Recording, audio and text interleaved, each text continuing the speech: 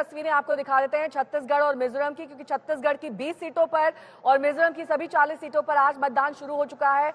सुबह से ही मतदान की प्रक्रिया जारी है और जैसा कि हमारे संवाददाता जानकारी दे रहे थे, बढ़ चढ़कर लोग लोकतंत्र के इस पर्व में हिस्सा ले रहे हैं। छत्तीसगढ़ में 20 सीटों पर मतदान आज दोपहर 3 बजे तक ही होगा, क्योंकि नक्सल प्रभावित कई सारे ऐसे इलाके हैं जहां पर इस वक्त जबरदस्त सुरक्षा के इंतजाम है। यहां तक कि ड्रोन की भी मदद ली जा रही है। मिजोरम में सभी 40 सीटों पर वोटिंग की जा रही है। 3 दिसंबर को नतीजे आएंगे और हम आपको दिखा रहे हैं टेलीविजन स्क्रीन पर छत्तीसगढ़ की किन किन सीटों पर आज वोटिंग हो रही है, जहां पर कौन से मुद्दे इस बार सबसे ज्यादा हावी रहने वाले हैं। इसके बारे में और ज्यादा जानकारी के लिए तमाम खास मेहमान हमारे साथ बने हुए हैं। प्रोफेसर संजय कुमार का मैं रुख करना चाहूंगी।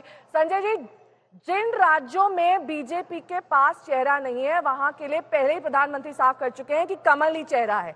ऐसे में ये बीजेपी के लिए एक प्लस पॉइंट है या फिर नेगेटिव पॉइंट है, क्योंकि कई बार सिर्फ चेहरे को देखकर ही मतदान करते हैं लोग।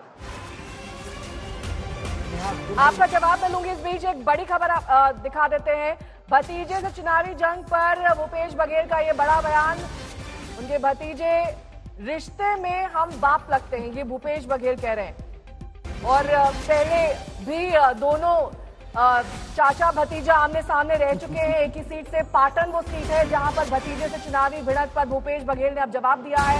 इस बार भी पाटन सीट पर जो मुकाबला होगा बेहद दिलचस्प होगा, क्योंकि वो चाचा और भतीजे का मुकाबला है। लेकिन चाचा इस वक्त ये कह रहे हैं कि बाप हमेशा बाप ही होता है, तो रिश्ते में हम बाप लगते हैं। क्या कुछ कह रहे हैं भूपेश बघेल, डिटेल में सुनिए। कौन भारी बतौर भतीजम, कौन भारी रिश्ते में हम बाप लगते हैं। बतौर भतीजम कौन भारी रिश्ते में हम बाप लगते हैं। कौन भारी बतौर भतीजम, कौन भारी रिश्ते में हम बाप लगते हैं। विनोद जी, इस पर एक छोटी सी टिप्पणी और कमेंट आपका कि पाटन सीट पर कौन हावी रहने वाला है, क्योंकि पहले भी ये मुकाबला हो चुका है, नया नहीं है। ऐसे में इस बार कौन किस पर हावी है? देखिए, भूपेश बघेल ने अपनी एक लाइन में ही सारी बात बता दी कि रिश्ते में हम बाप लगते हैं, यानी चाचा हैं, वो चाचा पिता का दर्जा होता है।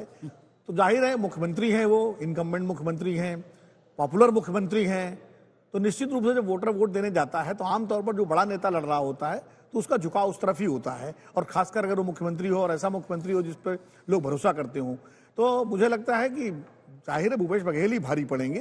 क्योंकि हालांकि एक बड़ी दिलचस्प बात बताऊं आपको, भूपेश बघेल अपने भाई से सरपंची का चुनाव बहुत शुरू में 1 या 2 वोट से हारे थे।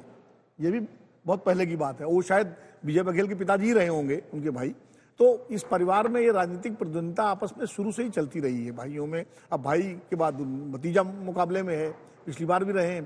तो मुझे लगता है कि उन्होंने जो कहा वो एक उसमें कहा एक चीज़ कहते हैं ह्यूमर, गुड ह्यूमर में, जो हमारे यहाँ माना जाता है। लेकिन एक तरह से वो राजनीतिक संदेश भी है कि भाई लोग मतदाताओं के लिए कि भाई देखो, जिसको वोट दो, तो मैं अगर जीतूंगा तो मुख्यमंत्री बनूंगा, तो विजय बघेल तो मुख्यमंत्री बनने वाले हैं नहीं। तो एक बड़ा राजनीतिक संदेश आप इसे मानते हैं।